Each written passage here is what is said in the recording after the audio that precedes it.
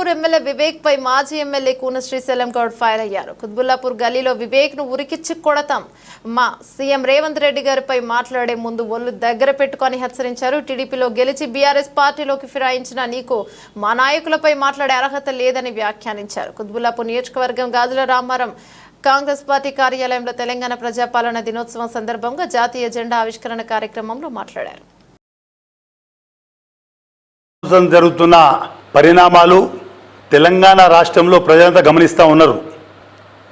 ఎమ్మెల్యేలు పార్టీ ఫిరాయింపుల గురించి టీఆర్ఎస్ అలియాస్ బీఆర్ఎస్ పార్టీ నాయకులు మాజీ మంత్రులు అయితే ఎమ్మెల్యేలు అయితే మాట్లాడుతూ ఉన్నారు. కుత్బుల్లాపూర్ ఎమ్మెల్యే వివేక్ గతంలో తెలుగుదేశం పార్టీలో గెలిచి బీఆర్ఎస్ పార్టీలోకి ఫిరాయించి ఆ రోజు హరీష్ రావు గారి మీద కేటీఆర్ మీద మరి మమ్మల్ని బ్లాక్మెయిల్ చేసి తీసుకుందని చెప్పడం జరిగింది. మరి ఈరోజు కుత్బుల్లాపూర్ ఎమ్మెల్యే పార్టీ ఫిరాయింపుల మీద మాట్లాడుతూ మా రాష్ట్ర ముఖ్యమంత్రి రేవంత్ రెడ్డి గారిని ఏవైతే భాష మాట్లాడిండో ఎమ్మెల్యే వివేక్కు ఒక్కసారి గుర్తు చేసుకోవాలి. లా అండ్ ఆర్డర్ ఎక్కడుంది, మా భద్రత లేదంటున్నావు. మరి రూలింగ్ పార్టీలో ఉన్నప్పుడు గతం ఎమ్మెల్యే ఎలక్షన్ అప్పుడు నువ్వు నా మీదకి వచ్చినావు బిడ్డ. ఆ రోజు తిరిగి నేను కొడితే నీ పరిస్థితి ఏందో ఒక్కసారి ఆలోచన చేసుకో. మాకు సంస్కారం అడ్డొచ్చి ఆ రోజు నేను ఆ పని చేయలే, కానీ నీ సంస్కారం లేదు. కుత్బుల్లాపూర్ ప్రజలు నిన్ను గెలిపించుకుర్రు, కానీ ఈరోజు వాళ్ళంతా కూడా ముక్కు మీద ఏలేసుకుంటారు. వీడు రైల్వే స్టేషన్లో ఫుట్పాత్ మీద ఉండే పల్లీలు బటన్ అమ్ముకున్నాను కానీ అధ్వానం భాష మాట్లాడుతూ ఉండు.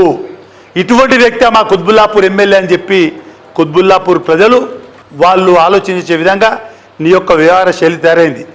నీ యొక్క భాష మార్చుకోకపోతే మంత్రులను కానీ మా శ్రీధర్ బాబు గారు కానీ పొన్నం ప్రభాకర్ కానీ అదేవిధంగా రాష్ట్ర ముఖ్యమంత్రిని ఏదైతే నీ భాష మాట్లాడుతున్నావో నిన్ను కుత్బుల్లాపూర్ కాన్స్టిట్యున్సీలా గల్లీల పొంటి బగాంచి కొట్టిపిస్తామని చెప్పి కూడా నేను హెచ్చరిస్తూ ఉన్నాను.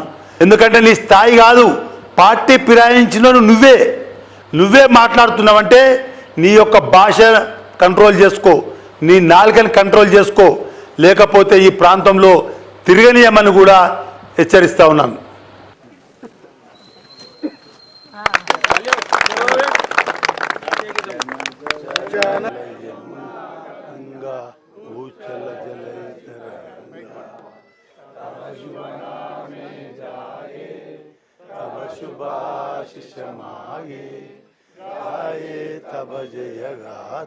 వారం రోజులు జరుగుతున్న పరిణామం